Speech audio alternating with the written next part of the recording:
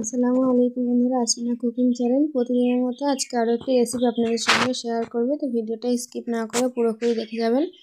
আমি এখানে দুটো সিদ্ধ আলু নিয়ে নিয়েছি, আপনারা দেখতেই পাচ্ছেন।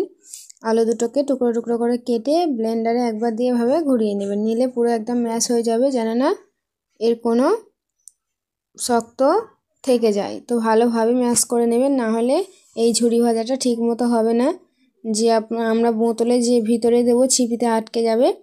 তারপর আমি এখানে 2 কাপের মতো বেসন দিলাম, দিয়ে কাশ্মীরি লাল লঙ্কা দিলাম, লবণ গুঁড়ো, হলুদ গুঁড়ো এবং কিছুটা পরিমাণ সোডা দিলাম, যাতে মুচমুচে ভাবটা বেশি থাকে। তো দেখুন বন্ধুরা, ভালো করে ব্লেন্ডার দিয়ে ফেটে নেব আমরা। একটা বেশ ঘন করেই ডো তৈরি করে নেবেন।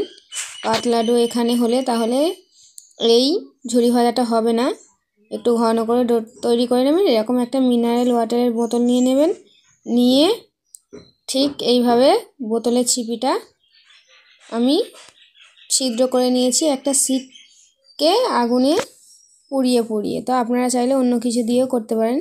তো দেখুন বন্ধুরা, তারপর এইভাবে বোতলটা দিয়ে আমি কড়াইতে দেবো। কি সুন্দর সরু সরু হয়ে পড়েছে, আপনারা দেখতেই পাচ্ছেন। তো দেখুন, এভাবে লাল লাল করে ভেজে ভেজে আমি তুলে নেব। ঠিক এই রকম করে আমি ঝুরি ভাজাগুলো ভেজে নেব। দোকানের মতো ঝুরি ভাজা বাড়িতেই যদি বানিয়ে খেতে চান, একটা সিদ্ধ আলু কি দুটো সিদ্ধ আলু দিয়ে কিছুটা পরিমাণ বেসন অ্যাড করে দেবেন, দিলেই এইভাবে তৈরি হয়ে যাবে দোকানের মতো পারফেক্ট ঝুরি ভাজা। তো দেখুন বন্ধুরা, ঝুরি ভাজাগুলো কত সুন্দর হয়েছে।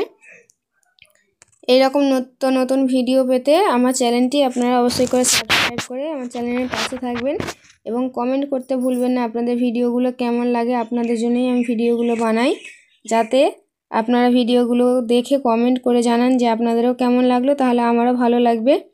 তো বন্ধুরা, ভিডিওগুলো যদি আপনাদের ভালো লেগে থাকে তাহলে লাইক, কমেন্ট, শেয়ার এবং অবশ্যই করে সাবস্ক্রাইব করে আমার চ্যানেলটির পাশে থাকবেন এবং ভিডিওগুলো শেয়ার করে দেবেন। তো ধন্যবাদ বন্ধুরা ভিডিওগুলো দেখার জন্য। তো আপনারা যদি বলেন তাহলে আরও নতুন ভিডিও নিয়ে আসবো।